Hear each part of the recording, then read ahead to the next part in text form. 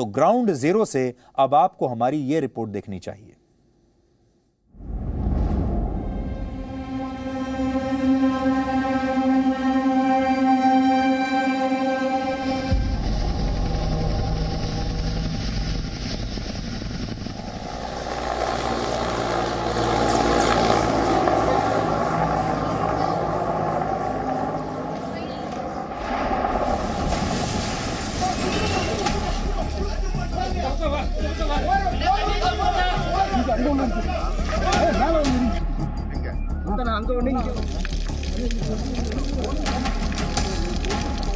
Black box ना करीब 12:15 को क्रैश हुआ है शायद।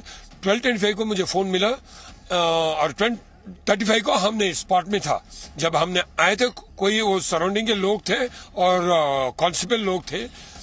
तब हमें 5 लोग को रेस्क्यू किए, उसमें 3 लोग जिंदा थे, 2 मर गए।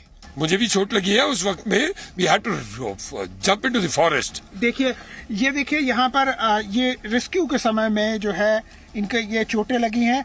आपकी किसी से बात हो पाई जो जिस वक्त लोग घायल थे उनसे किसी से बात हो? नो, ये एक आदमी तो I don't know who is that concerned officer, he was brutally hurted, his cheeks were torn off and he wanted to say something but it is very hard to understand what he wanted to say. The helicopter come down the area on the tree is suddenly a fire out of the area. So on the time is know the person. Only one or two person is old aged is there. 11 மணி இருக்குங்க sir. என்னாச்சு? அப்போ வந்துட்டு திடீர்னு ஒரு sound கேட்டதுக்கு அப்புறம் தான் தீ வர ஆரம்பிச்சது. அதுக்கப்புறம் தான் போய் பார்க்கும்போது இந்த மாதிரி ஆனதுக்கு அப்புறம் தான் போய் பார்த்தேன்.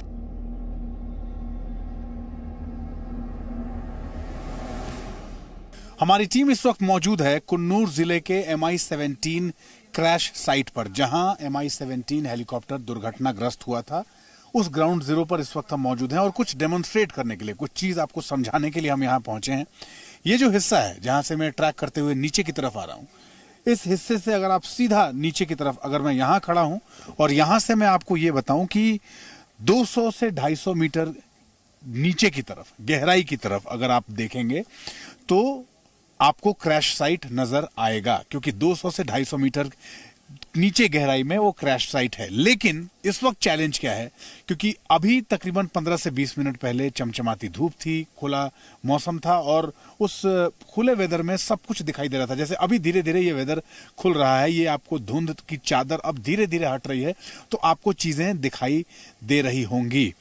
लेकिन अभी विजिबिलिटी जितनी कम है उसमें न तो आपके लिए और न ही मेरे लिए यह संभव है। क्या मैं आपसे ये कहूं कि आप इस वक्त अगर अपने टेलीविजन स्क्रीन पर देखें और आप ये बता पाएंगे, आप क्या ये अंदाजा लगा पाएंगे कि जहां तक आपकी निगाह जा रही है, क्या आगे की इस घाटी में आपको पहाड़ की किसी ऊंची चोटी का अंदाजा आप लगा सकते हैं? कोई ऊंचा पहाड़ है यहाँ पर, कोई ऐसी कोई घने जंगल की ऊंचाई वाला इलाका है? आप या मैं उसको अंदाजा इसलिए नहीं लगा सकते क्योंकि अब से 15 मिनट पहले और अब 15 मिनट बाद, मौसम बदलने के बाद धुंध की चादर के बीच ये पूरा हिस्सा ढक चुका है और हम और आप नहीं बता सकते कि इस घाटी में आगे, यानी कि 100 मीटर आगे, क्या कोई पहाड़ी की चोटी है या कोई ऐसा हिस्सा है जहां आप टकरा सकते हैं, वो आप नहीं बता सकते। एग्जैक्टली यही हुआ होगा जो प्रिलिमिनरी इन्वेस्टिगेशन में चीजें आ रही हैं। उस इन्वेस्टिगेशन में जो चीजें सामने आ रही हैं और जो अंदाजा लग रहा है, वो यही अंदाजा लग रहा है कि उस वक्त जब ये हेलीकॉप्टर दुर्घटनाग्रस्त हुआ उस दौरान भी कुछ ऐसा ही हुआ होगा। मौसम अचानक खराब हुआ और अचानक मौसम के खराब होने की वजह से जब धुंध की चादर होती है तो आप बहुत ऊंचाई पर फ्लाई नहीं कर सकते, आपको लो फ्लाई करना होता है। उस वक्त हेलीकॉप्टर लो फ्लाई कर रहा होगा। धुंध की चादर की वजह से इस घाटी में आगे 100 मीटर आगे या फिर 50 मीटर आगे कोई पहाड़ की चोटी है या फिर घने जंगल का कोई ऐसा हिस्सा है जिससे वो हेलीकॉप्टर टकरा सकता है, इसका अंदाजा नहीं लगा होगा। और वैसी स्थिति में उस घने कोहरे के बीच, उस खराब मौसम के बीच वो हेलीकॉप्टर उस ऊंचाई की जगह पे, चाहे वो पहाड़ का हिस्सा हो या फिर ऐसी किसी ऊंचे जंगल का हिस्सा हो, ऊंचे पहाड़ का या फिर किसी पेड़ का हिस्सा हो, जिससे वो टकराया होगा और टकराने के बाद एक आग के गोले में तब्दील होकर MI-17 हेलीकॉप्टर क्रैश करने के बाद उस हिस्से में गिरा जो इस वक्त दिखाई नहीं दे रहा इस धुंध की चादर की वजह से।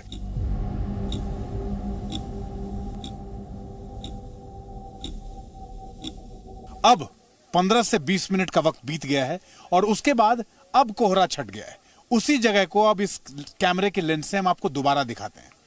अब से थोड़ी देर पहले जब वो चंक रिकॉर्ड कर रहे थे उस वक्त ये पूरा हिस्सा कोहरे की घने चादर के बीच में था और आपको कुछ भी नहीं दिखाई दे रहा था।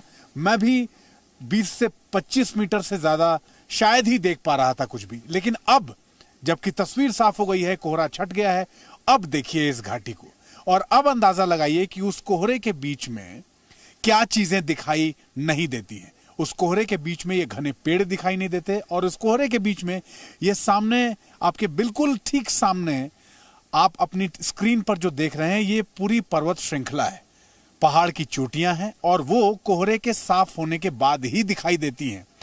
अब इस घाटी में ये घाटी और इस घाटी का जो टफ टेरेन है इसका अंदाजा अब लग पा रहा है इसको देखने के बाद जब कोहरा छट गया है। आप अगर इस पूरे एक्सट्रीम लेफ्ट से देखना शुरू करें, इसी घाटी में MI-17 हेलीकॉप्टर फ्लाई करता हुआ आगे की तरफ बढ़ रहा था। इस तरफ जब वो बढ़ रहा था उस दौरान मौसम खराब था और उसको अंदाजा नहीं था कि वो जिस घाटी में आगे की तरफ बढ़ रहा है उसके बाईं तरफ यानी एक्सट्रीम लेफ्ट में पर्वत चोटी है, पहाड़ की श्रृंखलाएं हैं और उसमें एक ऐसी श्रृंखला है जो काफी ऊंचाई पर है। वो काफी आप देखेंगे उसकी ऊंचाई काफी ऊपर तक आपको दिखाई दे रही होगी और दूसरी तरफ घने जंगल थे, टी गार्डन था और साथ साथ ये वाला हिस्सा जो आप देख रहे हैं जहां ये क्रैश साइट है, इस वाले हिस्से में घने पेड़ और घने जंगल का इलाका भी आप देख पा रहे होंगे।